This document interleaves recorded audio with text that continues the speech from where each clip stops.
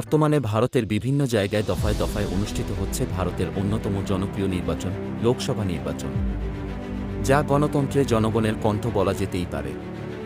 জানেন কি 2024-এর ভারতের এই সাধারণ নির্বাচন কততম নির্বাচনে পা রাখল? কবে থেকেই বা সংগঠিত হতে শুরু করেছিল এই নির্বাচন? সেসব গল্প নিয়েই আমি ঋত্বিক হাজির হয়েছি ভবঘুরে এক্সপ্লোরারের পর্দায়। স্বাধীনতার পর প্রথম লোকসভা সাধারণ নির্বাচন সংগঠিত হয় 1951 ও 1952 সালে। তারিখটি ছিল যথাক্রমে 25শে অক্টোবর ও 21শে ফেব্রুয়ারি। বর্তমানে যা ভারতের 17তম সাধারণ লোকসভা নির্বাচনে পদার্পণ করল।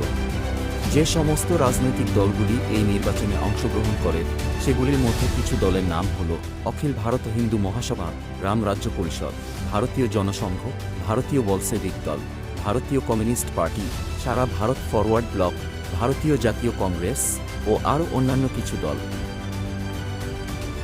ভারতীয় জাতীয় কংগ্রেস নির্বাচনে 489টি আসনের মধ্যে 364টি আসন লাভ করে সরকার গঠন করে এবং জওহরলাল নেহরু দেশের প্রথম নির্বাচিত প্রধানমন্ত্রী মনোনীত হন। নির্বাচনের প্রথম ভোট গৃহীত হয় হিমাচল প্রদেশের তাহসিলে 25শে অক্টোবর 1951 সালে। এই নির্বাচনে পদার্থবিজ্ঞানী মেঘনাদ সাহা উত্তর পশ্চিম লোকসভা কেন্দ্র, যা বর্তমানে কলকাতা উত্তর লোকসভা কেন্দ্র, সেখান থেকে স্বতন্ত্র প্রার্থী হিসেবে সাংসদ নির্বাচিত হন। একথা বলা যেতেই পারে তিনিই ছিলেন স্বাধীন ভারতের প্রথম বিজ্ঞানী যিনি রাজনীতিতে যোগদান করেন।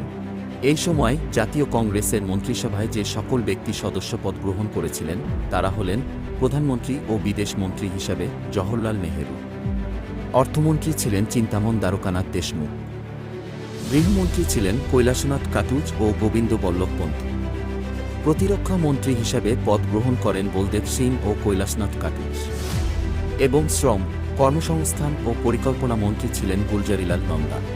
তাহলে এই ছিল ভারতের লোকসভা নির্বাচনের প্রথমার্ধের একটা ছোট্ট তথ্যবহুল কাহিনী। আপনাদের এলাকায় নির্বাচন শেষ হয়ে গেছে কিনা কমেন্ট বক্সে তা জানাতে কিন্তু ভুলবেন না।